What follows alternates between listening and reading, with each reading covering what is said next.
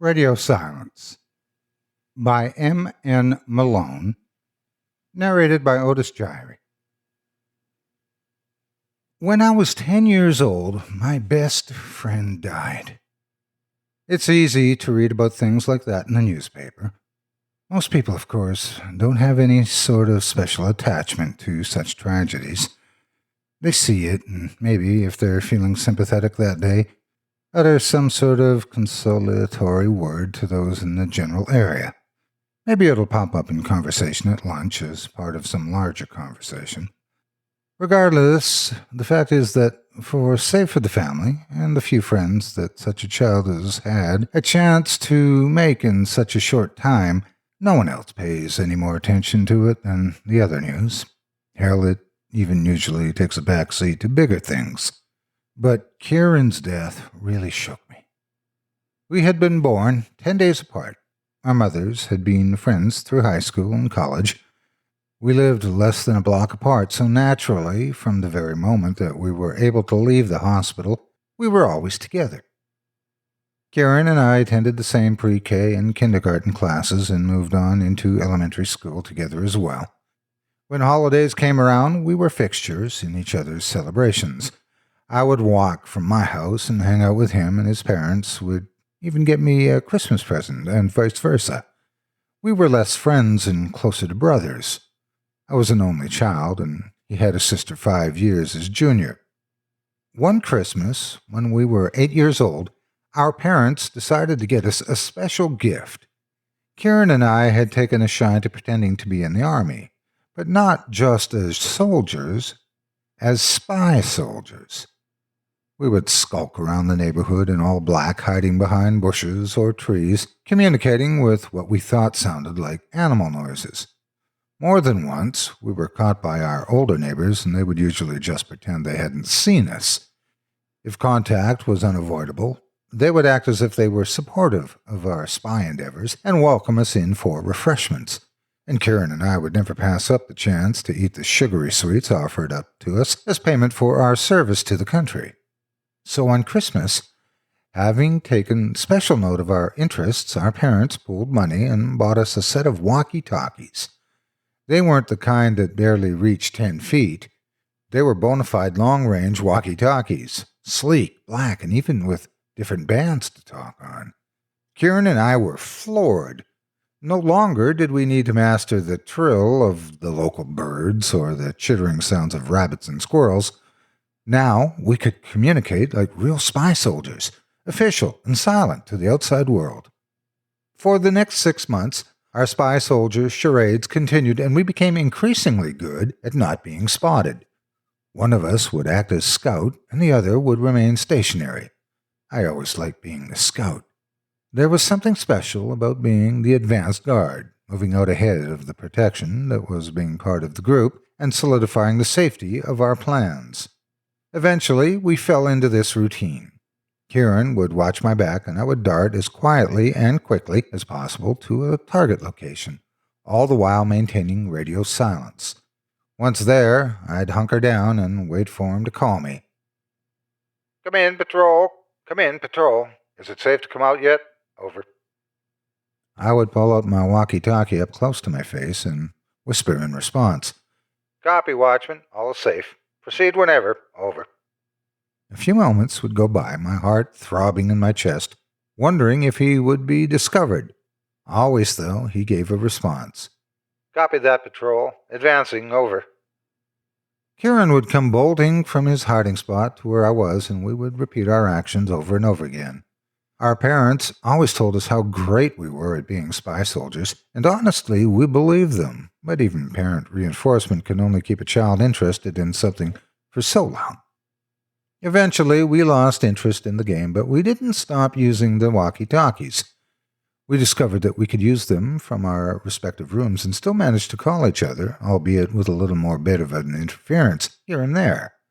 I wish we had never found out that they reached so far. I wish that we could have just remained spy soldiers. But that's not how it happened. We were 10 years old, and we were convinced that we were practically adults already. We still saw each other every single day, and we still made secret plans and spied on the neighbors. but it had all lost its luster. That's why one night, when Kieran called me over the walkie-talkie and told me he wanted to sneak out, I told him that I would do it. We planned to meet up in the middle of our street at exactly 11:15.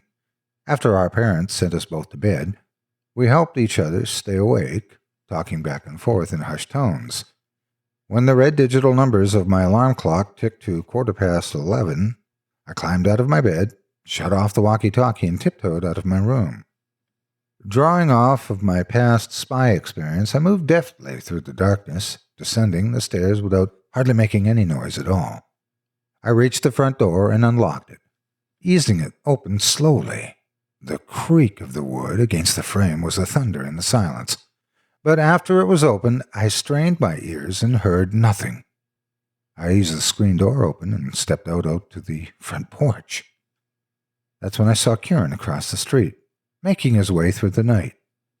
That's when I saw him, dropping down the embankment of the other side of the road invisibly, obscured by a parked car, and watched as he began his jog across the street. It's also when I saw the high beams of the oncoming truck flash in my peripherals as it hurtled toward him. The tires screeched, but the brake was too late. There was a thunk of something hard hitting something metal. The driver sat there for a moment, stunned, and then panicked and took off. That's when I realized I was screaming.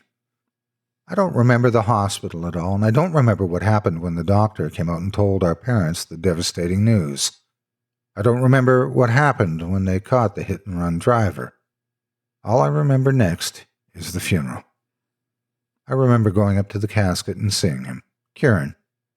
But he wasn't Kieran. Something about him looked fake, waxy even, and it appeared as though he were in nothing more than an unnaturally long sleep. My parents were crying, and his parents were crying as they all looked into the coffin. That's when I asked them if they would bury his walkie-talkie with him so that I could talk to them, so that he would have someone to talk to if he ever woke up. I don't know if they thought it was sweet or if they did it because they thought in some way it might help me cope, but they agreed. When Kieran was buried in the local cemetery, it was with a rosary wrapped around his hands and a walkie-talkie in his shirt pocket. For some time after that, I talked to Kieran as regularly as I could, even though I was pretty sure that the walkie-talkies couldn't reach that far. When I got a little older, I'd ask my parents for rides to the cemetery, or I would bike there on my own so that I could sit there and talk to him, tell him about my day, about school and life, and how his little sister and parents were doing. But as I got older, as I got into high school, I became too busy, and I distanced myself. I stopped visiting. And even though I kept the walkie-talkie, I never talked into it as if he were still alive. I had learned gradually that dead wasn't being asleep. It was something far more sinister, and it was something that someone never came back from. I graduated high school this year, and that's what brought Kieran back to the forefront of my life. 8 years he's been gone. I often wonder now if he and I would have gone to college together, if we would have remained good friends and maybe one day had families and kids of our own, close together, had children that were as good of friends as we had been. It was those thoughts and questions that made me want to visit him again. Those and the realization that as of next semester, I will be going to college halfway across the country, and I might not have the chance to visit him again for a long, long time. So today, I pocketed the walkie-talkie. I got in my car and drove to the cemetery. I stood above his grave and talked to him for a while. When I couldn't think of anything else to say or do, I pulled my walkie-talkie out of my pocket and set it at the base of his gravestone as a last goodbye. I turned around and began to walk toward my car, and that's when I heard it. Faintly, muddled, riddled by static. "Come in, Patrol. Come in, Patrol. Is it safe to come out yet?"